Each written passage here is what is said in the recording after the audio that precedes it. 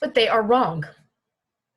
Because of technological advances and the sheer amount of data now available about billions of other people, discretion no longer suffices to protect your privacy.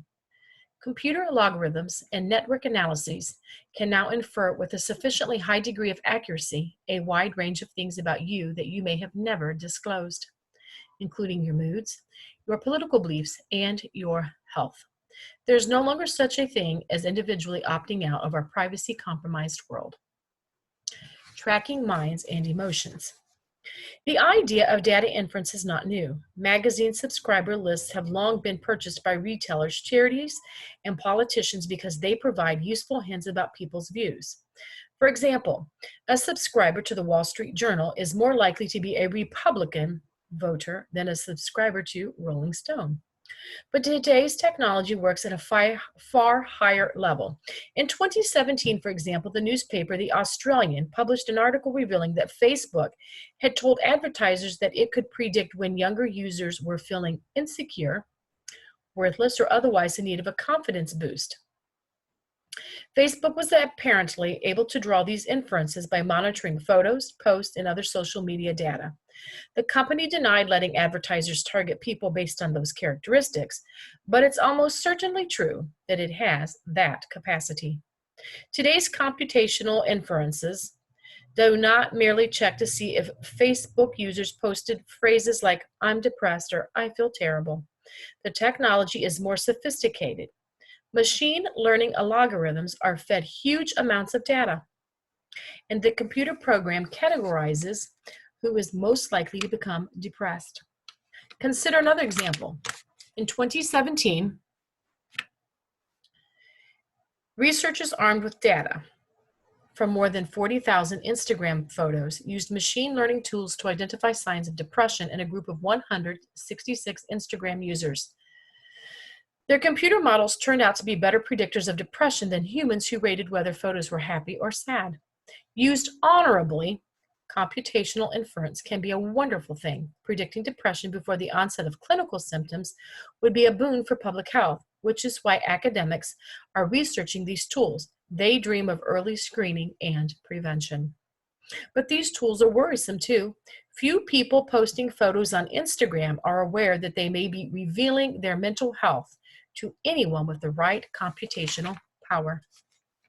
Computational inference can also be a tool of social control.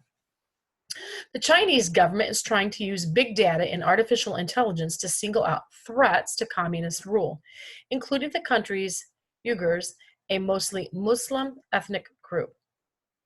Such tools are already being marketed for use in hiring employees, for detecting shoppers' moods, and for predicting criminal behavior. Unless these tools are properly regulated, in the near future, we could be hired, fired, granted, or denied insurance, accepted to or rejected from college, granted or denied housing, and extended or denied credit based on facts that are inferred about us. This is unsettling enough when it involves correct inference, but because computational inference is a statistical technique, it also often gets things wrong. What happens when someone is denied a job on the basis of an inference that we aren't even sure is correct? Selling your location. Another troubling example of inference involves your phone number. Even if you have ever stayed off Facebook and other social media, your phone number is almost certainly in many other people's contact lists on their phones. If they use Facebook or Instagram or WhatsApp, they have been prompted to upload their contacts to help find their friends, which many people do. Once your number surfaces in a few uploads, Facebook can put you in a social network, which helps it infer things about you since we tend to resemble the people in our social set.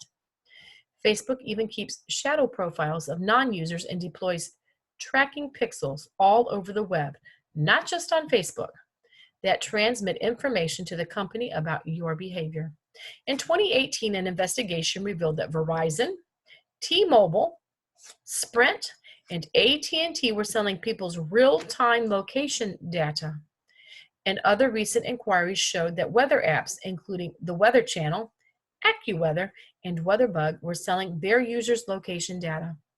This kind of data is useful not just for tracking you, but also for inferring things about you, like Why are you at a doctor's office? What's to be done? Designing phones and devices to be more privacy protected would be a start. And government regulation of the collection and flow of data would slow things down. But we also need laws that directly regulate computational inference. What will we allow to be inferred, under what conditions, and subject to what kind of accountability, disclosure, controls, and penalties for misuse? Until we have good answers to these questions, you can expect others to continue to know more and more about you, no matter how discreet you may have been.